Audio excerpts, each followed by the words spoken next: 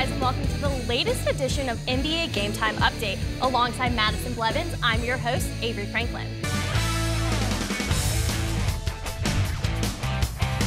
Feast or famine? How many times has it been said about the St. Louis Cardinals? The second game of their series against the Mets, the Cardinals with one of their best offensive outputs of the season. Their 15 hits, the most since June 20th, and their 12 runs, the highest since June 19th. With the 2016 Summer League coming to an end, all that was left was naming the league MVP and, of course, the championship game. Monday night, the undefeated Chicago Bulls took on the 4-3 Minnesota Timberwolves in an overtime thriller. Starting his night off on a high note, Timberwolves point guard Tyus Jones receives the Summer League MVP award, and we find him in the fourth quarter where he hits a three-pointer from deep, giving the Timberwolves a 3-point lead with 3.6 seconds left. And as you can see, his teammate Karl Anthony Towns is absolutely loving that. Madison, what do you think of this shot? I mean, this is a heck of a shot from a rookie. In between the legs, deep three, two defenders in your face, drains the three. I mean, and you would have thought the Timberwolves would have called that game there, but nope. Denzel Valentine banks in a three. I mean, it's the first point for him, first scoring point of the game for him, and it gives the Bulls life as they tie the game. I mean, Madison, what about this? Yeah, I mean, I don't know. I wonder if he called bank there, though. Look at his dad clearly enjoying that as we're headed into overtime, where Bulls' Jaren Grant shakes his defenders and hits that step-back three, giving the Bulls a 5-point lead. The Grant would finish as the MVP with 24 points. And even after Spencer Dinwiddie missed that free throws, Minnesota still has a shot down three, and once again, another three-pointer from deep, 82 apiece. One more chance for the Bulls.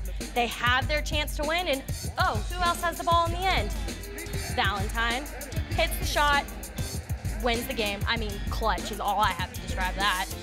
After coming off a big win in Athens, Georgia, Avery, the Mizzou Tigers, now ranked in the top 15, come home to play the number 22 Florida Gators. However, they're without James Franklin, and the Florida Gators are without Jeff Driscoll. That's right. It's going to be a battle of the backup quarterbacks. But honestly, I think it's going to end up being a battle with the defenses. Florida is one of the strongest defenses in the SEC, and Mizzou defense is definitely carrying itself up there. So it will be interesting to see how this Tiger offense plays against this Florida defense.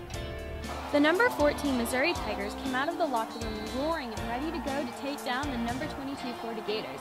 With redshirt freshman Maddie Mock leading the way, the Tigers took the field. Mock showed early that he wasn't afraid to throw the ball and threw the ball deep to LaDainian Washington for a 41-yard gain to the Florida 35-yard line. And after a 15-yard penalty against Florida, Mock and the Tigers moved to the 20-yard line, giving them a perfect opportunity to be first on the board. Mock continued to show his arm and threw a 20-yarder to Bud Sasser, scoring the first touchdown of the game, giving the Tigers a 7-0 lead in the first 27 seconds of the game. The sold-out crowd was rocking it from the start with the MIZ-ZOU chant. We're here at Faurot Field where the undefeated Missouri Tigers are looking to take on the 2-2 Red Wolves of Arkansas State.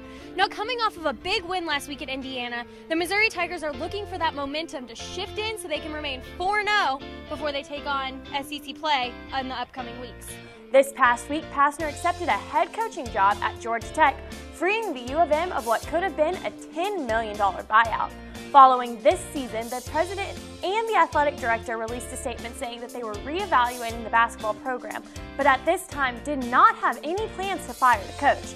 The university did agree to pay Pastner about $1.2 million instead of completely covering the difference in his salary. Now, the University of Memphis is in the midst of a new coaching search. While many names have been brought up, nothing has been confirmed yet, but the university officials are hoping to make a decision soon. Honestly, I don't have an answer for this. I just think you have to pray that you can somehow find a defensive mismatch that you can, take them down with. They had the highest rated offensive and defensive rating last season, and that was before they even had Kevin Durant. It's pretty safe to assume, as I said earlier, that Kevin Durant is going to take that place of Harrison Barnes, who we all saw struggle greatly in the NBA Finals this year. So I think that will be an easier transition. When it comes to defending, the Warriors like that ball movement. I think it's going to be hard to isolate one player. When you double team one, you're going to have a shooter open on the other side. For defenders and playing against the Warriors, there's genuinely, you just have to pray. There's no other option there. Right, exactly. So if you're Steve Kerr, who is getting this last shot? And that's another big thing. With a team like this, everybody can shoot. You have Steph, you have Clay, you have KD, the 3 best shooters in the league. I don't really think you have to necessarily define who's going to take that last shot. With their ball movement and the sharing of the ball, Steve Kerr doesn't have to say, you're going to be my A plan. He can have an A, B, C, the rest of the alphabet plan if he wants to. I think, honestly, when you have those 5 players on the court, whoever's isolated is going to take that shot. You can kind of see who's has the hot hand that night to decide who's going to take that last shot. But as I said, I don't really think it's going to matter when it comes down to who's going to be able to get that last shot, because I don't think you could be wrong with any of them. Question for many football coaches when they're filling out their schedule for non-conference opponents is, do you want to schedule bunnies to give a young team confidence, or do you want to challenge them to get them ready for the tough league tilt? For Tennessee Vols, one of the youngest teams in the SEC, the answer comes in the form of a visit from Oklahoma in the second week of the coming season. The Vols went to Norman last year with a 2-0 record to face the then top 5 Sooners. Tennessee lost that matchup 34-10, but went on to post a 7-6 season and their first bowl trip since 2010. Vols coach Butch Jones says the type of games the Vols will see from a team like Oklahoma is invaluable to the ever-competitive SEC. Well, thanks again for joining us. I'm Avery Franklin alongside Madison Blevins. Thanks for watching us, and we'll see you next time.